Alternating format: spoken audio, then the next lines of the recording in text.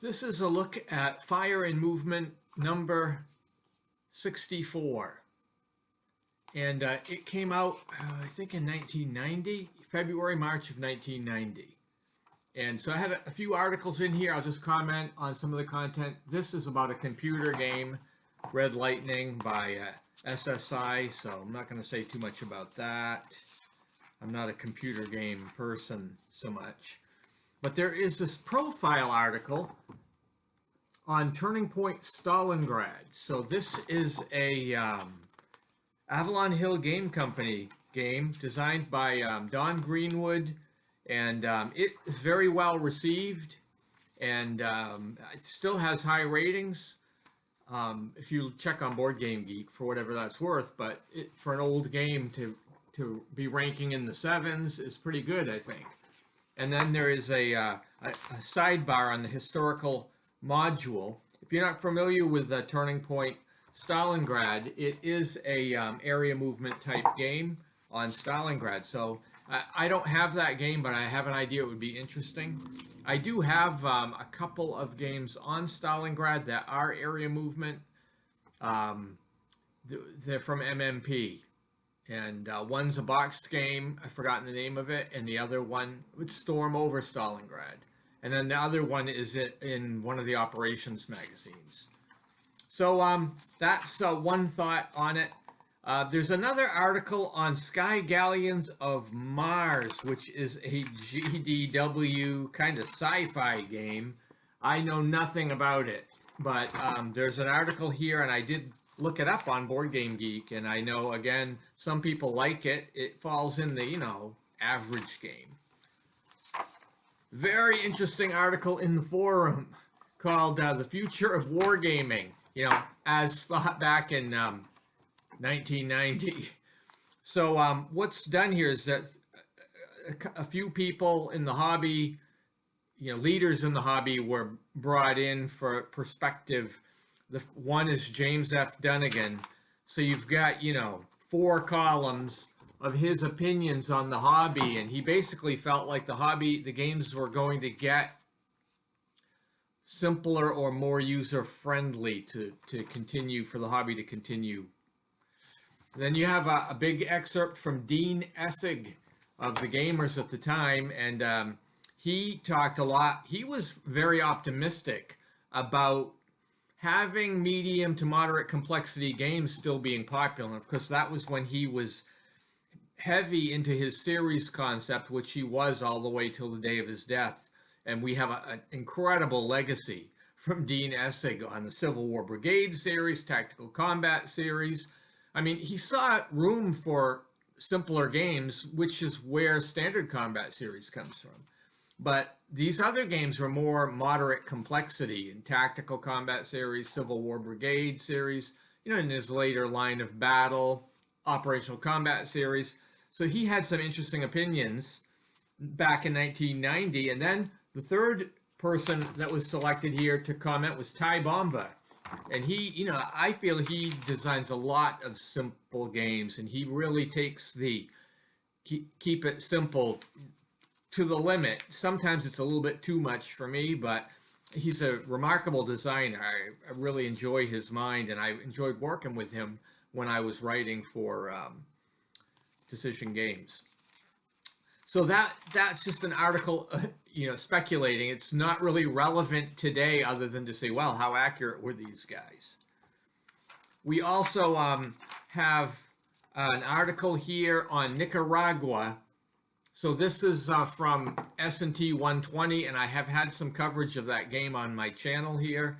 And it was designed by Joe Miranda, and I think,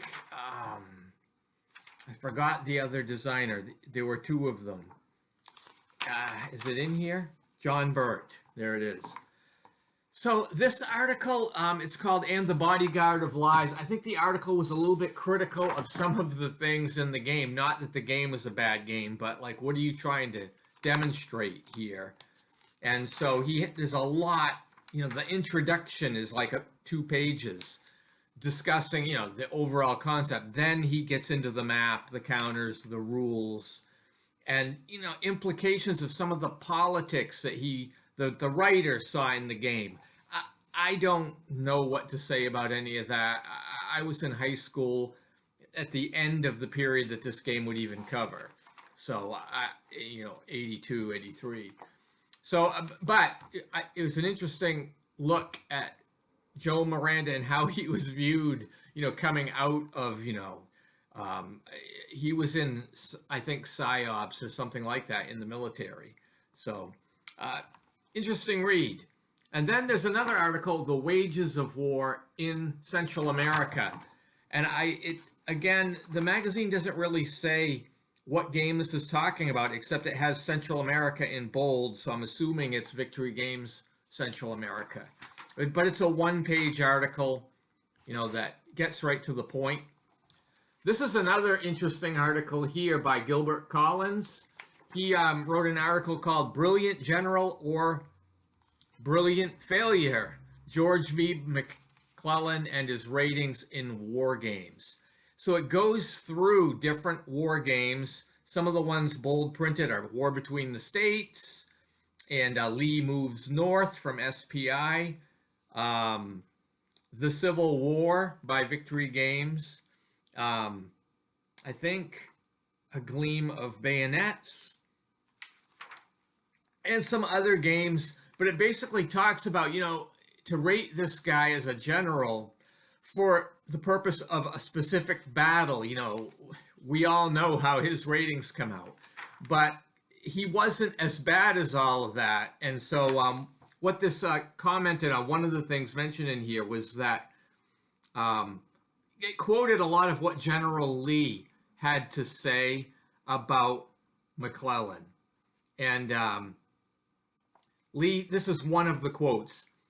As regards McClellan, I have always entertained a high opinion of his capacity, and I have no reason to think that he omitted to do anything that was within his power.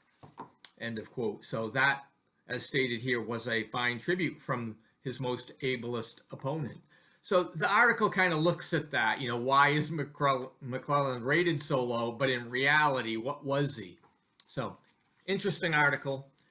And then you have player's notes. So these are just, notations on different games. The one I think was interesting is The Siege of Jerusalem, which is an Avalon Hill game company about the siege in 70 AD. So, that is a good game. And so you get a 1-2-page article of player's notes on approaching that game. There's also one on Command Magazine, game number 1, Blitzkrieg 41 by Ty Bomba.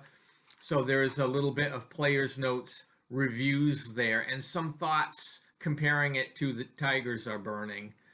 And Gilbert Collins has one also on New France 1760 by Interphase Games Incorporated. I do not know anything about that game, but I see it's in Gilbert's wheelhouse because, as the map picture shows, it is in Quebec. So anyway, that's pretty much what you have in this magazine. There's a little bit more computer game content in here, but that's what I got out of it. This is Fire and Movement number 64. Thank you for watching. If you have any comments on the articles or the games, leave it in the comments section below. And I hope you have a great day.